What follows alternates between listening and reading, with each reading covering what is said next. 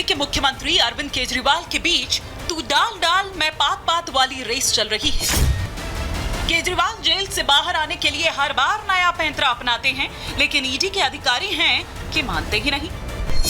केजरीवाल की उम्मीदों पर बार बार पानी फेर देते हैं, लेकिन इस बार तो शराब घोटाला मामले में ईडी ने एक और चार्जशीट दाखिल कर केजरीवाल के साथ साथ आम आदमी पार्टी की मुश्किलें भी खड़ी कर दी हैं। चार्जशीट में ईडी ने दिल्ली के मुख्यमंत्री अरविंद केजरीवाल को शराब घोटाले का मुख्य साजिशकर्ता बताया है।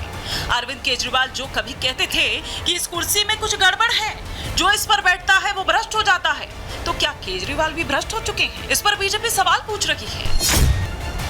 वहीं दूसरी तरफ आम आदमी पार्टी केजरीवाल की गिरफ्तारी और ईडी की कार्रवाई के पीछे बीजेपी की साजिश बता रही है। बीजेपी ईडी की कार्रवाई को केजरीवाल के गुनाहों का हिसाब करार दे रही है। जब भी शराब घोटाले की बात आती है तो आम आदमी पार्टी जनता और मीडिया को गुमराह करने का प्रयास करती है। हमेशा कहती है कि कोई सबूत नहीं है, लेकिन आज दूध का दूध और पानी का पानी हो गया। ईडी ने एक बहुत ही डिटेल्ड चार्जशीट फाइल करी है और इसके तहत पता चलता है कि माननीय मुख्यमंत्री अरविंद केजरीवाल जी न केवल व्यक्तिगत तौर पर शराब घोटाले में करोड़ों रुपए के किकबैक्स लेने में उनकी व्यक्तिगत भूमिका है, बल्कि ये भी कि वो इस पूरी की पूरी कंस्पिरेसी के किंग पिन हैं।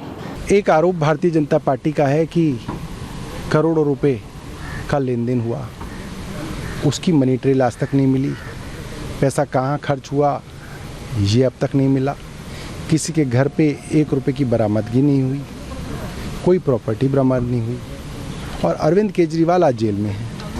आम आदमी पार्टी के मुखिया और दिल्ली के मुख्यमंत्री अरविंद केजरीवाल तिहाड़ में बंद हैं। केजरीवाल के सबसे भरोसेमंद नेता और दिल्ली के पूर्व उप मुख्यमंत्री मनीष सिसोदिया भी जेल में हैं। आम आदमी पार्टी के सांसद संजय सिंह फिलहाल जमानत पर बाहर हैं। शराब के खेल में अब अगला नंबर किसका होगा, ये आम आदमी पार्टी के लिए हर दिन टेंशन बना देता है, क्योंकि आतिशी, सौरभ भारद्वाज और दुर्गेश पाठक का नाम भी सामने आ रहा है। माननीय मुख्यमंत्री अरविंद केजरीवाल जी ने तफ्तीश के दौरान अपनी उंगली उठाई है माननीय मंत्री आतिशी जी पे, माननीय मंत्री सौरभ भारद्वाज जी पे और माननीय दुर्गेश पाठक जी पे, ये कह के कि दुर्गेश पाठक जी जो हैं वो तो प्रभारी थे गोवा के और आतिशी जी और सौरभ भारद्वाज वो 2 मंत्री हैं जिनको विजय नायर रिपोर्ट करते थे।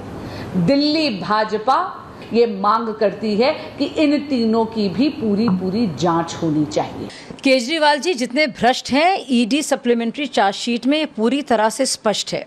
और किस तरह से गोवा चुनाव में जिसके प्रभारी दुर्गेश पाठक थे, उसमें 45 करोड़ रुपए हवाला के जरिए भेजे गए थे। इस बात की ना सिर्फ जानकारी अरविंद केजरीवाल जी की थी, बल्कि केजरीवाल जी को अच्छी तरह से पता था कि पैसा किस लिए लिया जा रहा है और किस लिए हवाला के रूट से गोवा के चुनाव में खर्च किया जा रहा है। फिलहाल अरविंद केजरीवाल तिहाड़ जेल में बंद है। जेल से बाहर आने के लिए केजरीवाल बार बार कोर्ट का चक्कर लगा रहे हैं, लेकिन कोर्ट राहत देने की बजाय हर बार नई तारीख और सवालों की लिस्ट थमा दे रही है। अब शराब घोटाले से जुड़े मनी लॉन्ड्रिंग के मामले में 12 जुलाई को वीडियो कॉन्फ्रेंसिंग के जरिए केजरीवाल की पेशी होनी है। इन दिनों दिल्ली की सरकार तिहाड़ जेल से चल रही है। दिल्ली का कामकाज अरविंद केजरीवाल तिहाड़ जेल से ही देखते हैं। लेकिन अब ईडी की चार्जशीट आने के बाद केजरीवाल से लेकर आम आदमी पार्टी के हर नेता के होश उड़े उड़े से नजर आ रहे हैं। Bureau report, Republic Bharat. तो ईडी के जाल में फंस गए केजरीवाल और कैसे आरोपी 37 to 38 दरअसल हो गए। ईडी की चार्जशीट क्या कह रही है? शराब घोटाले से जुड़ी चार्जशीट में 38वें आरोपी 37वें नंबर पर अरविंद केजरीवाल का नाम है। 38वें नंबर पर आम आदमी पार्टी आरोपी है और चूंकि आम आदमी पार्टी आरोपी है और आम आदमी पार्टी के संयोजक कौन है? अरविंद केजरीवाल। केजरीवाल को किंग पिंग और साजिशकर्ता बताया गया है। तो इस तरह से 37 to 38 जो यहाँ पर हम बता रहे हैं आपको, गोवा चुनाव में घोटाले के पैसे के इस्तेमाल की जानकारी उन्हें थी। साथ ही साथ के कविता के पीए ने विनोद के जरिए 25 करोड़ रुपए, 25 करोड़ 5 लाख रुपए वहां तक पहुंचाए थे। ये भी ईडी ने कहा। साथ साथ ईडी की चार्जशीट में और क्या है कि केजरीवाल विनोद चौहान के व्हाट्सएप चैट के डिटेल्स उनके पास बकायदा है, जिसमें तस्दीक ये होती है और चैट से साफ है कि विनोद चौहान के केजरीवाल से अच्छे रिश्ते हैं। चार्जशीट में हवाला के नोटों की कॉपी भी है, ये बताया गया है ईडी की चार्जशीट में। विनोद के मोबाइल से हवाला नोट नंबर के काफी स्क्रीनशॉट्स मिले हैं। साथ ही साथ स्क्रीनशॉट से ये साफ होता है कि हवाला के जरिए पैसे दिल्ली से गोवा किस तरीके से ट्रांसफर किए गए, वो आदान प्रदान किस तरीके से हुआ। विनोद चौहान और साथ ही साथ अगर यहां पर बात करें अभिषेक बोनपिल्लई का, वो व्हाट्सएप चैट जो है वो भी एक सबूत है और इसमें मेंशन किया गया है। चैट में हवाला टोकन मनी का स्क्रीनशॉट भी मुहैया कराया गया है। तो जो सबूत की बात हो रही थी, जो उन तमाम चीजों की बात हो रही थी, वो ये चार्जशीट बताती है कि पिल्लई के कहने पर अशोक कौशिक ने किस तरीके से वो जो नोटों से भरे हुए 2 बैग हैं वो कहां तक पहुंचाए, वो पहुंचाए विनोद चौहान तक। मनी ट्रेल से साफ है कि आम आदमी पार्टी ने गोवा चुनाव में इस्तेमाल किए थे ये पैसे। 100 करोड़ के घूस में से 45 करोड़ रुपए सीधे तौर पर आम आदमी पार्टी तक पहुंचे, उसको फायदा इसका हुआ। चुनाव में इस्तेमाल के लिए हवाला से गोवा भेजे गए थे 45 करोड़ रुपए, ये भी सामने आया है। और आम आदमी पार्टी 45 करोड़ की आपराधिक आय की लाभार्थी है, वो पूरा चेन बता दी है यहां पर। और गोवा के चुनाव प्रचार में आपराधिक आय का इस्तेमाल हुआ है, बकायदा स्क्रीनशॉट्स भी मेंशन किए गए हैं। आम आदमी पार्टी आपराधिक आय के अधिग्रहण, उपयोग और उसे छिपाने में शामिल है। पीएमएलए 2002 की धारा 3 के तहत आम आदमी पार्टी मनी लॉन्ड्रिंग का दोषी है। तो मुश्किलें कम नहीं हो रही हैं, मुश्किलें बढ़ती ही जा रही हैं। लेकिन मनोज तिवारी क्या चुटकी ले रहे हैं, ये सुनो। आप कहते थे ना कि आरोप लगते ही हम इस्तीफा देंगे, अभी आरोपी बन गए आप, चार्जशीट में आरोपी बन गए। तब मैं पूछना चाहता हूं, दिल्ली की जनता आपसे एक्सपेक्ट कर रही है कि क्या अब आपकी पार्टी को सरकार में बने रहने का अधिकार है, क्योंकि आपकी पार्टी भी इस शराब घोटाले में आरोपित हो चुकी है। 38 नंबर पे इन सवालों के साथ दिल्ली की जनता तो इसका निर्णय आपको करेगी, समय आने पर देखेगी। लेकिन इस समय अगर अरविंद केजरीवाल जी चिट्ठी से भी सरकार चला रहे हैं, अगर अरविंद केजरीवाल जी अपने घर में भी किसी को चिट्ठी लिखते हैं, तो कृपया लिख करके बताइए कि इन परिस्थिति में दिल्ली की जनता नैतिकता के रूप में आपसे क्या अपेक्षा करे, ये भारतीय जनता पार्टी चाहती है। और इसी पर और विस्तार से जानकारी हम लेते हैं। हमारे वरिष्ठ सहयोगी अखिलेश जी इस वक्त हमारे साथ जुड़ गए हैं। अखिलेश जी, मतलब ईडी ये बता रही है कि तू डाल डाल और मैं पात पात, जहां लगता है कि बस अब बाहर आए तब बाहर आए, तो वहां ईडी ने इसके जरिए ये भी बता दिया कि जो आप सवाल पूछा करते थे या कहते रहते थे, दावा करते थे कि चवन्नी भी नहीं मिली है, उन्होंने करोड़ों रुपया का हिसाब दे दिया है यहाँ पर। हिमानी, आपको एक बात बताएं कि अब सिनेरियो चेंज हो गया है। पहले जब ये आरोप लगाया करते थे कि ईडी के पास कुछ नहीं है, और आज के बीच में जो अंतर है वो हम आपको समझाना चाहते हैं। बड़ी बात यह है कि एजेंसी अगर किसी को गिरफ्तार करती है तो 60 दिनों के भीतर उसे चार्जशीट दाखिल करनी होती है। उस चार्जशीट पर जो कोर्ट है वो कोर्ट संज्ञान लेती है। संज्ञान लेने के पहले कोर्ट ये देखती है कि पहला स्टेज ये है, कोर्ट ये देखती है कि इस चार्जशीट में इनके खिलाफ ठोस सबूत है या नहीं, फिर वो संज्ञान लेती है। और ये प्रक्रिया से अरविंद केजरीवाल की चार्जशीट गुजर चुकी है। कोर्ट ने माना है कि प्राइमा फेसाई सबूत हैं, जिसकी वजह से इनको उन्होंने समन जारी किया, प्रोडक्शन वारंट जारी किया और 12 तारीख को पेश होने के लिए कहा।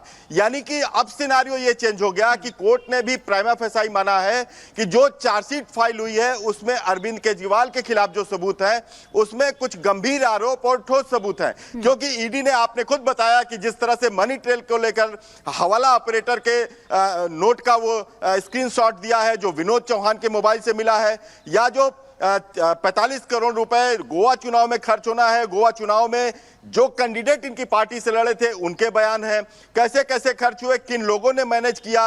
ये गोवा में रुके थे तो 7 स्टार होटल का खर्चा कुछ इस पैसे से दिया गया, कुछ चरणप्रीत ने दिया, जबकि आम आदमी पार्टी कहती है कि हमारे इस बिल का खर्चा जो है वो दिल्ली सरकार ने उठाया था। ये सारी चीजें चार्जशीट में कही गई हैं। किस किस तरह से मनी ट्रेल से पैसा गोवा पहुंचा था, कहां से 100 करोड़ रुपए आया था, जिसमें कि 45 करोड़ रुपया किस तरह से पहुंचा था, 25 करोड़ रुपए विनोद चौहान के जरिए हवाला के जरिए पहुंचा था जो नगद में था। और बार बार यह कहा जा रहा है कि मनी ट्रेल या एक पैसा बरामद नहीं हुआ। इस पर भी ईडी कई बार कह चुकी है कि मनी ट्रेल बरामद हो चुका है, ये 45 करोड़ रुपया हमने ट्रेस कर लिया है कि कैसे या कहां खर्च किया गया। लेकिन ये मनी ट्रेल का मतलब नहीं होता है कि आपके अकाउंट में ट्रांजैक्शन आए और उसको आप खर्च करें। मनी दूसरे जरिए से भी आ सकती है, ब्लैक मनी पैसे हार्ड कैश में भी आ सकते हैं और इसका हमने बाकायदे रूट पकड़ा है। तो कुल मिलाकर जो ईडी ने सबूत दिए हैं, जो ईडी ने अपने चार्जशीट में जो सबूत रखे हैं कि किन किन के जरिए पहुंचा था, अभिषेक बोइनपल्ली का जो बयान है उसमें क्या क्या है, कई अप्रूवर्स हैं जो वादा माफी गवाह बन चुके हैं, जो कंपनी के डायरेक्टर्स हैं या जो कंपनी के मालिक हैं, उन्होंने ऐसा कहा है ये कि हमने किसके कहने पे, साउथ लॉबी ने के कविता के कहने पे पैसा दिया था, कविता ने किस किस से कहा था पैसा देने के लिए, इसीलिए के कविता को भी आपने देखा होगा कि वो गिरफ्तार हैं। अब तक के कविता को जमानत नहीं मिली, जमानत नहीं मिली है। और यहाँ तो अरविंद केजरीवाल अब तो लगता भी नहीं, क्योंकि डबल झटका अखिलेश जी, क्योंकि अभी तक तो बतौर मुख्यमंत्री ही इस मामले में वो थे, लेकिन अब तो बतौर, क्योंकि पार्टी को भी पार्टी बना लिया और पहली बार है कि पार्टी को भी मनी लॉन्ड्रिंग केस में आप ये कह लीजिए कि समन जारी किया गया है। तो अब ये डबल झटका है। बहुत छोटे से मैं इसका जवाब चाहूंगी आपसे। बिल्कुल डबल झटका है। इसके पहले भी जब सुप्रीम कोर्ट में इस मामले पर सुनवाई हो रही थी क्वेश्चन पे, तो यह सवाल उठाया गया था कि पार्टी को बना लिया गया। इस पर ईडी ने जवाब दिया था कि अगर कोई कंपनी किसी भ्रष्टाचार में लिप्त पाई जाती है तो उसके डायरेक्टर को पकड़ा जाता है और कंपनी पर भी आरोप लगाए जा सकते हैं। और पार्टी लोगों, व्यक्तियों के का समूह जो है उसको कहते हैं, वो भी एक कंपनी की तरह चलाई जाती है, वो रजिस्टर्ड होती है। और ये जो पैसा लिया गया 45 करोड़, वो कंपनी के प्रॉफिट के लिए लिया गया। इससे कंपनी को फायदा हुआ क्योंकि वो कंपनी यानी आम आदमी पार्टी को गोवा चुनाव में खर्च किया गया और वो भी साफ तौर पर इसमें सामने आ गया। बिल्कुल अखिलेश जी, माफी के साथ आपको रोक रही हूँ।